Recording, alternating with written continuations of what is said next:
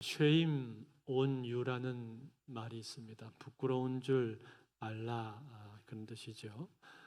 미국의 정치인들이 상대방이 한 행동이나 말에 대해서 비판할 때 쓰는 말입니다. Shame on you, 부끄러운 줄 아시오. 즉 당신이 한 행동은 부끄러워해야 될 행동이다 라는 거죠. 마땅히 부끄러워해야 하는데 부끄러워하지를 않을 때 하는 말입니다. 여러분, 우리가 살아가면서 어떤 행동에 대해서는 내가 부끄러워해야 할 때가 있습니다. 예를 들어서 제가 목사인데 거짓말을 했다든지 폭력을 사용했다든지 혹은 제가 해야 될 일을 하지 않았다면 저는 부끄러워해야 할 것입니다. 부끄러워해야 하는데 부끄러워하지를 않는다면 그것은 뻔뻔한 사람이죠. 뻔뻔한 사람은 주위 사람의 눈살을 찌푸리게 하고 기분을 상하게 만듭니다. 어떻게 보면 이런 사람들은 참 답이 없는 사람이라고도 할 수 있을 것입니다. 그런데 반면에 어떤 일에 대해서는 우리가 부끄러워하지 말아야 할 것들도 있습니다. 대표적으로 뭐가 있을까요? 가족이 있죠. 가족에 대해서는 부끄러워하면 안 될 것입니다. 아버지가 막노동판에서 노동일을 한다고 해서 자녀들이 그 아버지를 부끄러워하면 되겠습니까? 안 되겠죠. 어머니가 한쪽 다리를 절뚝거린다고 해서 아들이 그 어머니를 부끄러워하면 되겠습니까? 안 될 것입니다. 이처럼 살아가면서 우리는 어떤 것들에 대해서는 부끄러워하면 안 되는 일이 있습니다. 만약 내 가족 중에 한 사람이, 예를 들어 내 형제가 장애가 있다고 해서 내가 그것을 부끄러워한다면 그러면 나는 어쩌면 가족으로서의 자격이 없는지도 모릅니다. 그렇지 않습니까? 그런 것들은 절대로 부끄러워해서는 안 되는 일입니다. 왜냐하면 그것이 나의 정체성에 대한 부분이고 또 내 가족은 내 뿌리이고 본질이기 때문에 그렇습니다. 그러한 부모님이나 형제가 없었다면 오늘날 나도 사실은 없는 것이죠. 이처럼 우리가 부끄러워하지 말아야 할 일들이 있다는 것입니다. 그런데 여러분, 우리가 그리스도인으로서 이 땅을 살아가면서도 우리가 부끄러워하지 말아야 할 것이 있습니다. 그것이 무엇일까요? 바로 복음입니다. 복음. 하나님께서 우리에게 주신 복음에 대해서 우리는 부끄러워하면 안 될 것입니다. 그렇지만 실제로는 이 땅에 사는 많은 그리스도인들이, 믿는 사람들 중에 상당수가 복음을 부끄러워하는 사람들이 많습니다. 복음 그 자체를 부끄러워한다기보다는 복음을 드러내는 것을 부끄러워하는 것이죠. 즉, 내가 예수를 믿는 사람이라는 것, 내가 교회에 다니고 기독교 신앙을 가지고 있다는 것, 그것을 드러내는 것을 부끄러워하는 것입니다. 그래서 직장에서 점심시간에 밥을 먹으면서도 식기도조차도 제대로 하지를 못하는 그런 사람도 있습니다. 그 중에는 괜히 내가 믿는 것을 드러냈다가 사람들의 기대에 부응하지 못하면 어떡하나 하는 걱정이 되어서, 또 부담이 되어서 그렇게 하는 사람도 있고, 또 요즘에는 교회에 대한 이미지가 과거에 비해서 안 좋아졌다고 생각을 해서 그렇게 이것을 드러내지 못하는 사람도 있습니다. 어찌되었든 간에 자신의 신앙을 나타내지를 못한다라는 거예요. 나타내지를 못하니까 어떻게 되겠습니까? 적당히 숨기면서 살게 되겠죠. 적당히 숨기면서 사니까 어떤 결과가 옵니까? 다른 사람들을 전도하지 못하는 것입니다.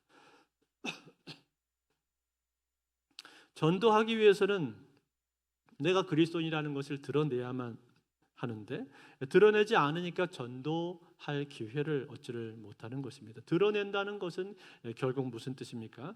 거기에 맞춰서 내 삶을 살아가겠다라는 거죠. 즉, 모범적으로 살아가고 덕을 끼치면서 살아가겠다라고 하는 의지의 표현이 그 가운데는 담겨 있는 겁니다. 그렇게 해야 전도할 수 있는데 그렇게 하지를 않는 것입니다. 그래서 그냥 숨어서 지내는 겁니다. 그게 뭡니까? 그게 결국은 복음을 부끄러워하는 것입니다.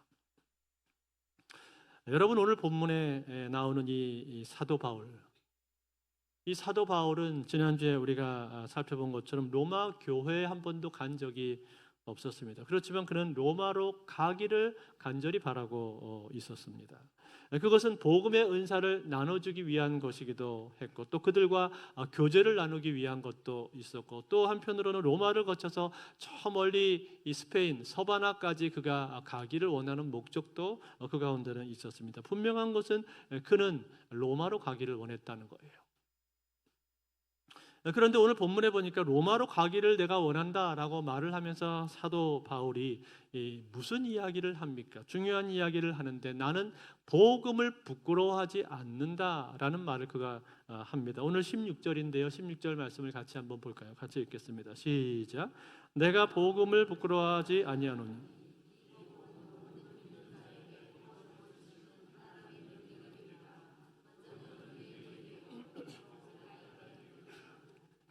자, 사도 바울이 이 복음을 부끄러워하지 않는다라고 말을 했는데, 이처럼 사도 바울이 복음을 부끄러워하지 않는 이유가 무엇입니까? 어떤 사람들은 바울이 살고 있던 그 당시에는 복음이 그렇게 값싸게 여겨지지를 않았고, 또 사람들에게 외면당하거나 멸시받지 않는 상황이었다고 말을 하는 사람도 있습니다. 그렇지만 여러분, 과연 그럴까요? 그렇지 않습니다. 오히려 복음을 드러내기가 지금보다 더 어려웠을 수도 있습니다. 왜 그렇습니까? 왜냐하면 그 당시는 로마가 지배하던 시대 아닙니까? 당대 최고의 권력을 가지고 있었던 초강대국이 로마였습니다. 제국주의의 강한 자부심과 그 권세라고 하는 것은 참으로 대단했습니다. 그래서 사람들은 로마에 대해서 말을 할 때에는 일종의 경외심을 가지고 그들이 말을 했었고, 또 누구든지 한 번쯤은 살아생전에 로마를 한번 방문해보고 그 로마를 보면서 경탄하는 것이 그들이 가지고 있는 소원 중에 하나였습니다. 그만큼 그 당시 로마 제국의 위용이라고 하는 것은 대단했다라는 거예요. 그런데 그 로마 제국의 여행자로서 가는 것도 아니고, 복음 전도자로 로마를 방문해서 로마인과 만나서 대화하면서 로마인들에게 복음을 전한다? 그게 과연 쉬운 일이었겠습니까? 아니요. 쉬운 일이 아니었을 것입니다. 그들이 가지고 있는 높은 자존심과 콧대, 그리고 그 교만함을 상대한다는 것은 쉬운 일이 아니었을 거란 말이에요. 더군다나 이 바울이 어떤 사람입니까? 바울은 공부를 많이 하고 또 로마 시민권을 가지고 있긴 했지만, 전승에 의하면 바울의 외모는 키가 작고, 그리고 짙은 눈썹과 안짱다리, 대머리에 매부리 코를 가지고 있었다고 합니다. 거기다가 지독한 근시여서 눈이 잘 보이지가 않았고, 별다른 수사학적인 재능을 갖추고 있지 못했기 때문에 말도 어눌했다고 합니다. 즉 겉으로 볼 때는 전혀 볼품이 없는 그런 사람이었단 말이에요. 그러니까 그 바울이 로마에 가서 복음을 전한다는 것은 그렇게 간단한 일이 아닙니다. 그가 말을 할 때 사람들이 그의 말에 집중을 할 것이다라고 그렇게 예상을 하기가 어려웠다라는 거예요. 뿐만 아니라 글라우디오 황제 시절에는 기독교인들에 대한 핍박이 심해져서 유대인들이 대거 추방을 당하는 그러한 일들도 있었고, 그 후에 집권한 네로 황제 역시 기독교에 대해서 그렇게 호의적이지가 않았습니다. 때문에 그 당시가 지금보다 더 복음을 전하기가 수월했다고 그렇게 말할 수가 없다는 거예요. 오히려 더 어려웠으면 어려웠지 쉽지 않았다라는 거예요. 거기다가 복음을 부끄러워하는 사람들도 주변에는 많이 있었을 것입니다. 그럼에도 불구하고 사도 바울은 나는 복음을 부끄러워하지 않는다라고 그렇게 말을 하고 있는 거예요. 그렇다면 여러분, 도대체 사도 바울이 이처럼 복음을 부끄러워하지 않을 수 있었던 그 이유가 무엇입니까? 무엇이 사도 바울로 하여금 이러한 상황 가운데서 복음을 부끄러워하지 않는다라고 그렇게 말하게 만든 것입니까? 오늘 우리가 읽은 이 성경에는 크게 두 가지가 나타나 있다고 생각을 합니다. 사도 바울로 하여금 복음을 부끄러워하지 않도록 만든 두 가지 요소가 무엇입니까? 제일 첫 번째 요소는 이것입니다. 사도 바울은 자기 자신을 생각할 때 자기 자신을 빚진 자라고 생각을 하고 있습니다. 오늘 14절인데 같이 한번 볼까요? 같이 읽겠습니다. 시작. 헬라인이나 야만이나 지혜 있는 자나 어리석은 자에게 다 내가 빚진 자라. 자, 빚진 자라고 말을 했습니다. 빚진 자라는 게 뭡니까? 여러분, 우리가 빚을 지게 되는 경우는 크게 두 가지 경로가 있다고 생각합니다. 첫 번째는 어떤 사람에게 내가 돈을 빌린 경우, 내가 돈을 빌렸으면 내가 그 사람한테 빚을 지게 되는 거죠. 그런데 또 한 가지 경우가 있는데, 이것은 내가 돈을 직접 빌리지는 않았지만 어떤 제3자로부터 누군가를 위해서 돈을 받게 되는 겁니다. 그러니까 누군가에게 전달해달라고 돈을 받았단 말이에요. 예를 들어서 당신의 친구가 저한테 1,000만 원을 주면서 당신한테 전달을 해달라고 저에게 부탁을 했다면, 그러면 저는 그것을 당신에게 전달해주기 전까지는 어떻게 되는 겁니까? 저는 빚진 자가 되는 거죠. 빚진 자랑 똑같이 되는 거예요. 그러니까 앞에 전자의 경우에는 내가 돈을 직접 빌림으로 빚진 자가 된 것이고, 그리고 후자의 경우에는 내가 돈을 직접 빌리지는 않았지만 그래도 내가 빚진 자가 된 거예요. 그때 나를 빚진 자로 만든 사람이 누굽니까? 바로 당신의 친구입니다. 당신의 친구가 나에게 돈을 맡겼기 때문에 돈을 맡김으로 인해서 내가 빚진 자가 되었다는 거. 이거하고 마찬가지입니다. 오늘 사도 바울이 자신을 빚진 자라고 말을 하고 있는 것은 후자의 경우를 그가 말을 하고 있는 것인데, 즉 그는 로마 사람한테는 아무런 것도 빚진 것이 없고 또 아무것도 그들에게 받은 것이 없었습니다. 그런데 그에게 복음을 맡기면서 이것을 전달하라고 하신 분이 있습니다. 누구십니까? 예수 그리스도십니다.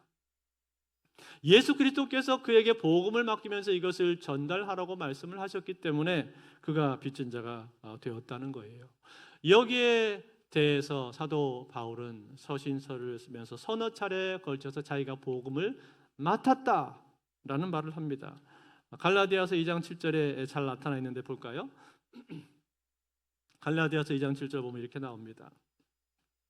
도리어 그들은 내가 무할례자에게 복음 전함을 맡은 것이 베드로가 할례자에게 맡은 것 같은 것을 보았고, 이처럼 사도 바울은 자신이 복음을 맡았다라고 그렇게 말을 하고 있단 말이에요. 즉 그에게 복음을 맡기신 분이 있다는 얘기인데, 맡기신 분이 누굽니까? 예수 그리스도시란 말이에요.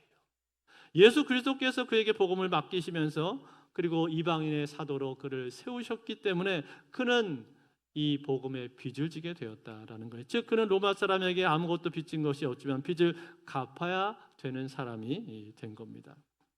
빚진 자가 된 거예요. 그래서 오늘 본문에서 헬라인이나 야만인이나 지혜 있는 자나 어리석은 자에게 다 내가 빚진 자다라고 그렇게 말하고 있는 거예요. 이것이 사도 바울이 가지고 있는 자기 인식이었고, 이 자기 인식 때문에 그런 복음을 부끄러워하지 않는다라고 지금 말을 하고 있는 거예요. 사랑하는 성도 여러분, 이것은 비단 사도 바울에게만 해당되는 일이 아니지 않습니까? 오늘 이 자리에 있는 저와 여러분들도 사실은 복음을 받지 않았습니까?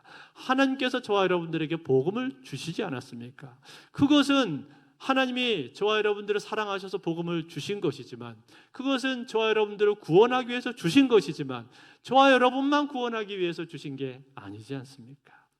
나를 구원함과 동시에 어떻게 하라는 겁니까? 그 복음을 내가 다른 사람들에게도 나눠주라고 나에게 주신 것 아니십니까? 그러니까 내가 복음을 받았다면 사실은 내가 빚진 자인 것이 맞는 거지요. 우리가 예수 그리스도를 믿고 거듭나게 되었다면, 복음을 받게 되었다면 나는 자연스럽게 빚을 지게 되었다는 거. 왜? 왜냐하면 하나님 나에게 그것을 맡기셨으니까. 복음을 맡기셨으니까 내가 그걸 받았기 때문에 내가 빚진 자가 되었다는 거예요. 사랑하는 성도 여러분, 오늘 여러분들이 빚진 자인 것을 믿으십니까? 여러분은 빚진 자인 것이 맞습니다. 하나님께서 복음을 맡기셨기 때문에 내가 이 복음을 누군가에게 전해주지 않는 이상 나는 계속 빚진 자로 남아 있는 거예요. 이 빚을 청산하려면 어떻게 해야 됩니까? 빨리 나눠줘야 되는 거예요. 내가 나눠줘야 내가 이 빚을 청산할 수가 있는 거죠. 그러므로 사랑하는 성도 여러분, 여러분 이 빚을 갚기를 원하십니까? 그렇다면 주변에 나눠주실 수 있기를 바랍니다. 여러분 주변에 아직도 주님 모르는 사람 많잖아요. 복음을 필요로 하는 분들 많이 있지 않습니까? 우리 내 가족, 또 친지들, 내 주변의 이웃들도 그렇고 내 친구들도 그렇고 눈을 열어서 생각해 보면은 내 주변에 아직도 복음 들어야 할 사람들 많이 있지 않습니까? 그분들에게 여러분 나눠 주시기를 바랍니다. 그리고 복음에 있는 자리로 그분들 초대하시기를 바랍니다. 이번에 고난주간 특별 집회 때 오시는 이면수 목사님 아까 우리가 영상으로 봤는데 이 목사님이 섬기던 캐나다 토론토 큰비 교회는요. 아주 큰 교회입니다. 한 3천여 명 정도 모이는 이민교회에서 3천 명 정도 모이면 어마어마한 대형 교회거든요. 그런데 이 목사님이 그 대형 교회를 섬기셨는데 그 교회를 섬기면서 북한에 대한 안타까운 마음이 너무 많으셔서 주일날 예배가 끝나면 비행기 타고 북한에 가시는 거예요. 그렇게 하기를 무려 150번을 넘게 하셨습니다. 그래서 거기 있는 아이들, 고아들 돌봐주시고 또 그곳에 어려운 사람들을 많이 도와주시고 좋은 일들을 많이 하셨어요. 북한으로 보자면 은인과 같으신 분이에요. 그런데 어느 날 갑자기 이분이 붙들려서 북한의 노동 교화소에 들어가게 되었고 사형 선고까지 받게 되었단 말이에요. 그리고 감옥에서 모진 고난과 어려움들을 많이 겪었습니다. 그 가운데서 하나님께서 어떻게 이분을 지켜주시고 보호해 주셨는지 그리고 얼마나 놀라운 역사들을 그곳에서 행하셨는지 그 생생한 이야기를 이번에 우리가 들을 수 있을 것입니다. 여러분 이 이야기는요 꼭 믿는 사람들뿐만이 아니라 믿지 않는 사람들이 들어도 얼마든지 흥미가 가고 얼마든지 감동을 받을 수 있을 만한 그러한 이야기입니다. 때문에 여러분 이번 집회 오실 때 그냥 혼자 오지 마시고 주변에 안 믿는 사람들 같이 모시고 오셔도 됩니다. 북한에서 949일 동안 감옥에 갇혔다가 나오신 분이 얘기하신데 라고 하면은 안 믿는 사람들도 관심이 생길 수 있거든요. 그래서 그런 분이 와서 이곳에서 말씀을 듣고 은혜를 받게 된다면 그건 역시 전도입니다. 그건 역시 우리가 빚을 갚는 일이라 이 말이에요. 그러므로 여러분 이러한 기회들도 잘 활용하실 수 있기를 바랍니다. 이번에 부활절날 교회에서 또 달걀 나눠줄 텐데 여러분 달걀 받으시면 그거 가지고 주변에 안 믿는 분들 많이 나눠주세요. 제가 어제 여전도 회장님한테 전화를 걸어가지고 이번에 부활절 달걀 할 때 좀 많이 해달라고 부탁을 드렸어요. 전도하려고. 좋은 기회 아닙니까? 전도하기 좋은 기회 아닙니까? 그렇게 달걀을 나눠주면 안 믿는 분들도 이 웬 달걀이야? 그리고 교회에서 드리는 거예요. 부활절에서 드리는 겁니다. 하면서 이렇게 접촉할 수 있단 말이에요. 그러면은 웬만해서는 별로 싫어하지 않아요. 우리나라에 달걀 싫어하는 사람 별로 없기 때문에 대부분은 다 잘 받습니다. 그렇게 여러분 기회를 잡으십시오. 기회로 삼으시고 그 기회를 잘 활용하시기를 바랍니다. 그것이 우리가 빚진 자로서 할 수 있는 일인 것이고 그것이 우리가 하나님 앞에서 마땅한 일입니다. 오늘 사도 바울은 내가 빚진 자다. 내가 빚진 자이기 때문에 복음을 부끄러워하지 않는다 말씀하고 있습니다. 두 번째입니다.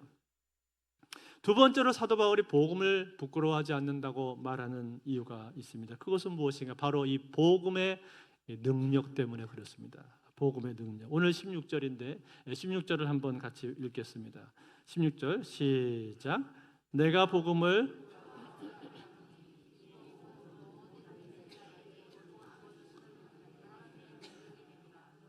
먼저는 유대인에게요 그리고 헬라인에게로다. 아멘. 자, 뭐라고 말했습니까? 이 복음은 모든 믿는 자에게 구원을 주시는 하나님의 능력이 된다. 그렇게 말했습니다. 여러분 여기 능력이라는 단어는 두나미스라는 헬라 말인데 이 단어의 원어적인 뜻은 강력한 능력, 초자연적인 능력 그런 뜻입니다. 그리고 이 두나미스에서 파생된 단어가 뭐냐면 바로 다이너마이트입니다. 다이너마이트. 즉 다이너마이트와 같은 강력한 능력이 이 복음 안에는 들어있다고 말씀을 하고 있는 거예요. 그래서 여러분, 어떻게나 이 복음의 능력이 강력했던지, 이 복음이 전달되기만 하면은 그러면 유대인이 되었건 헬라인이 되었건 이 복음에 반응하는 모습을 사도 바울은 봤다는 거예요. 유대인들만을 위한 복음도 아니고 이방인들 헬라인들에게도 역시 이 복음이 전달되면은 이것이 바르게 선포되기만 하면 이방인들도 동일하게 반응을 하더라는 겁니다. 사도 바울은 이미 여러 차례 이것을 자신의 인생 가운데 경험을 한 것입니다. 갈라디아 교회를 개척할 때도 그랬고, 에베소 교회를 개척할 때도 그랬고, 빌립보 교회, 데살로니가 교회, 고린도 교회를 개척할 때도 다 마찬가지였습니다. 그 가운데는 이방인들이 많이 있었지만 그 이방인들하고 해서 복음에 대해서 소외된 것이 아니었고, 이방인들하고 해서 그 복음을 이해하지 못하는 것도 아니었고, 이방인들하고 해서 이 복음을 받아들이지 못하는 것도 아니었습니다. 복음이 전달되기만 하면 이방인이 되었건 유대인이 되었건 상관없이 모두 다 공평하게 그 복음에 반응을 하더라는 거예요. 이게 뭡니까? 이게 바로 복음의 능력이라는 거예요. 그만큼 이 복음이 강력하다는 것을 보여주고 있는 거예요. 그렇기 때문에 여러분, 일자 무식한 할머니도, 초등학교도 못 나오신 이 그런 할머니들도요, 복음을 들으면 어떻습니까? 복음을 받아들이는 분들이 있습니다. 아멘 하고 예수님을 영접한단 말이에요. 여러분, 예수 믿는 게 어려운 일이 아닙니다. 만약에 공부를 많이 한 사람들만 예수를 믿을 수 있다면 학교를 제대로 다니지 못한 사람들은 구원을 받지를 못하게요? 만약에 자기 생활 수준, 소득 수준이 몇 프로 이상 되는 사람들만 예수를 믿을 수 있다면 그러면은 가난한 사람들은 구원을 받지 못하게 해요. 건강한 사람들만 예수 믿을 수 있다고 하면 병약한 사람들은 구원받지 못하게. 그런데 그렇지 않다는 거예요. 복음이라고 하는 것은 그렇지가 않다는 거예요. 복음은 배운 사람이건 못 배운 사람이건 가난한 사람이건 부자건 병약한 사람이건 건강한 사람이건 상관없이 누구나 다 받아들일 수가 있다라는 거예요. 여러분, 믿는 거는 누구나 다 할 수 있지 않습니까? 믿는 것만큼 쉬운 게 어디 있습니까? 만약에 우리가 공부해가지고 시험을 봐야 된다 그러면 시험 통과하려면 어렵잖아요. 그런데 복음은 그렇지 않단 말이에요. 믿으면 되는 거예요. 그러니까 어린아이도 믿을 수 있고 나이 든 할아버지도 믿을 수가 있다는 거예요. 믿으면 된다는 거예요. 그러니 이 복음만큼 공평한 것은 이 세상에 없는 거예요. 복음은 모든 사람들을 위한 것이고 모든 사람들이 받을 수 있는 겁니다. 그것이 유대인이든 헬라인이든 모든 믿는 자에게 구원을 주시는 하나님의 능력이 된다는 거예요. 복음 안에 있는 능력입니다. 여러분, 우리가 과거에 구약 성경을 보게 되면, 구약의 역사를 보게 되면은 이스라엘 땅에 이 아람 군대가 쳐들어와서 사마리아 성이 완전히 포위가 된 적이 있었습니다. 그런데 그 포위된 시간이 점차 길어지게 되면서 성 안에 먹을 것이 점점 떨어지게 되었던 거예요. 그때 이스라엘 사람들 중에 문둥병자들이 있었는데, 우리가 잘 알고 있는 것처럼 문둥병자, 나병 환자들은 일반 사람들하고 같이 생활할 수가 없지 않습니까? 거기서 따로 떨어져서 진에서 약간 벗어난 곳에서 자기들끼리 움막을 짓고 살게끔 그렇게 되어 있습니다. 아마 그들도 그렇게 생활했던 것 같아요. 그런데 성 안에 먹을 것이 떨어져 가니까 성으로부터 나오는 그 음식의 공급이 딱 끊겨버렸단 말이에요. 그래서 이 문둥병자 4사람이 있어 너무나 배가 고프니까 자기들이 모여서 회의를 한 겁니다. 어떻게 할 것인가? 이대로 가다가는 우리 다 모두 굶어 죽게 생겼는데 그냥 성 안으로 들어갑시다. 그랬더니 또 다른 이 문둥병자가 말을 하기를 안 된다는 거예요. 성 안으로 들어간다고 해서 그 안에 무슨 뾰족한 수가 있겠느냐는 거죠. 거기 있는 사람들도 지금 굶어 죽어가는 판인데 우리가 들어간다고 무슨 수가 있겠어? 괜히 들어갔다가 욕만 먹고 돌에 맞아 죽기 십상이지. 그래서 옥신각신한 끝에 어떤 결론에 도달하게 되었는가 하니, 차라리 이럴 바에는 이스라엘 진영으로 갈 것이 아니라 저 반대 아람 진영으로 갑시다. 거기는 최소한 먹을 게 있을 것 아니요. 그래서 만약에 그들이 우리를 적이라고 해서 죽이면은 죽는 것이고, 만에 하나 그들이 우리를 불쌍히 여겨서 우리에게 먹을 것을 준다면 그럼 우리가 살 수 있지 않겠는가? 어차피 이렇게 죽으나 저렇게 죽으나 마찬가지 아닙니까? 그랬더니 결국 그 의견에 다 동의를 하게 된 거예요. 그래서 어떻게 합니까? 이 4명의 문둥이들이 아람 진영 쪽으로 걸어가게 되었던 거예요. 죽으면 죽으리라, 그런 각오를 가지고 걸어간 거죠. 그런데 가보니까 어떻게 된 거예요? 가보니까 사람들이 없는 거예요. 아람 사람들이 한 명도 거기 있지를 않았습니다. 그런데 참 신기한 것은 뭐냐면 사람은 없는데 짐들은 다 고스란히 거기 남아 있었던 것이죠. 그들이 사용했었던 천막이나 말들, 또 나귀들, 그리고 각종 음식들하고 보물들까지 전부 다 고스란히 남아 있는 거예요. 아니, 도대체 이것이 어떻게 된 일인가? 사실은 하나님께서 천둥처럼 큰 병고 소리와 또 말발굽 소리와 군대들의 소리가 울리게 해서 이 아람 군대들이 적들이 몰려오나 보다 하면 착각해서 전부 다 놀라서 도망을 하게 되었던 거죠. 너무나 급하게 도망을 치다 보니까는 자기 물건이나 짐도 제대로 챙기지를 못한 채 그냥 몸만 빠져나가 버린 거예요. 그러니 거기 있는 모든 음식들과 물자들이 그대로 다 거기 남아있게 되었던 거죠. 할렐루야. 그래서 이 문둥이 4명이 여러분 어떻게 합니까? 정신없이 먹기 시작을 합니다. 먹을 뿐만 아니라 온갖 보물을 자기 주머니와 자루에 담으면서 그렇게 먹고 있들 바로 그때였습니다. 그들 중에 한 사람이, 문둥이 한 사람이 이렇게 말합니다. 아니, 우리가 지금 이러고 있으면 안 되는 거 아니요? 갑자기 자기 동족이 생각이 난 거죠. 지금 성 안에 있는 우리 이스라엘 동족들은 굶어 죽어가고 있는데 우리가 여기서 이렇게 하고 있으면 안 되는 거 아니요? 그 말을 듣자 그 옆에 있는 다른 문두기들도 고개를 끄덕끄덕 합니다. 그 내용이 열왕기 하에 나오는 내용인데 열왕기하 7장 9절에 이렇게 기록을 하고 있습니다. 한번 같이 읽어볼까요? 열왕기하 7장 9절 말씀 같이 읽겠습니다. 시작. 나병 환자들이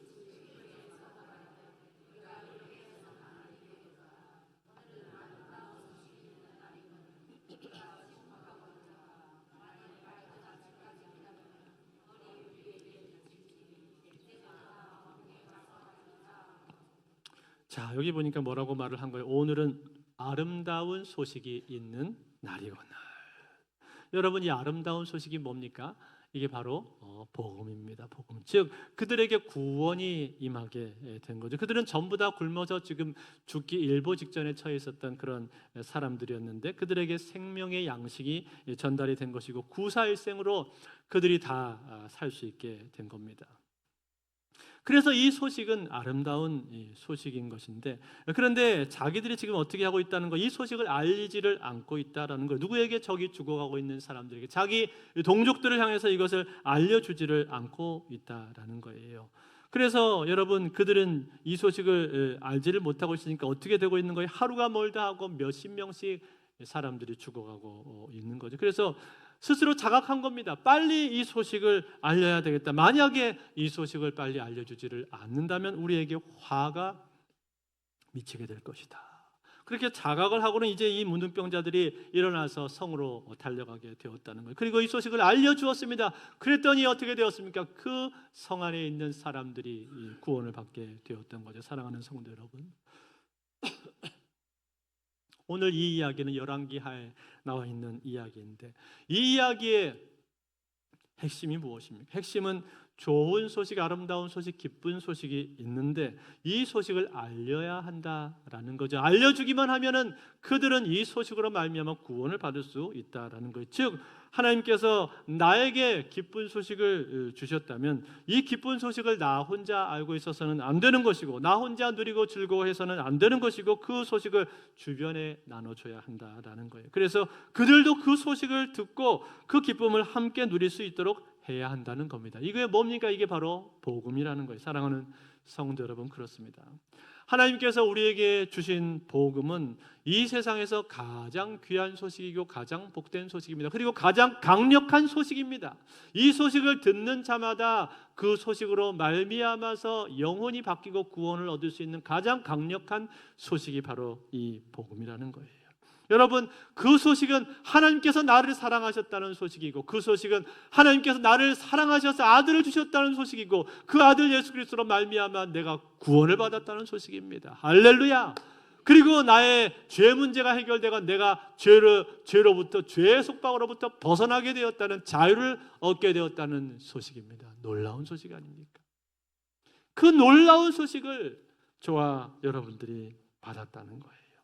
그러므로 사랑하는 성도 여러분, 오늘 우리는 그 소식을 받았기 때문에 이 소식을 나눠줘야 될 줄로 믿습니다. 나눠주지 않는다면은 내가 빚진 자로서 직무유기하는 거죠. 빚진 자로서의 의무와 책임을 다하지 않는 거예요. 왜냐하면 하나님이 나 혼자 잘 먹고 잘 살라고, 나 혼자 구원받으라고 나에게 복음 주신 게 아니지 않습니까? 물론 나도 사랑하시죠. 사랑하셔서 구원하시지만 그게 끝이 아니라는 거예요. 그것을 내 옆에 다른 사람들, 모르는 사람들, 그 소식을 모르기 때문에 죽어가고 있는 사람들에게도 전해주라고 말씀하는 거예요. 그러므로 사랑하는 성도들, 오늘 우리는 내가 빚진 자라는 사실을 알고 또 이 복음이 모든 믿는 자들에게 구원을 주시는 하나님의 능력이 된다는 사실을 알고 이 복음을 나눠주실 수 있기를 바랍니다. 이제 말씀을 맺겠습니다. 어떤 크리스찬이 기차 안에서 전도지를 돌리고 있었습니다. 그런데 한 승객이 전도지를 봤더니 그 앞에서 벅벅 찢어가지고 창밖으로 던져버렸습니다.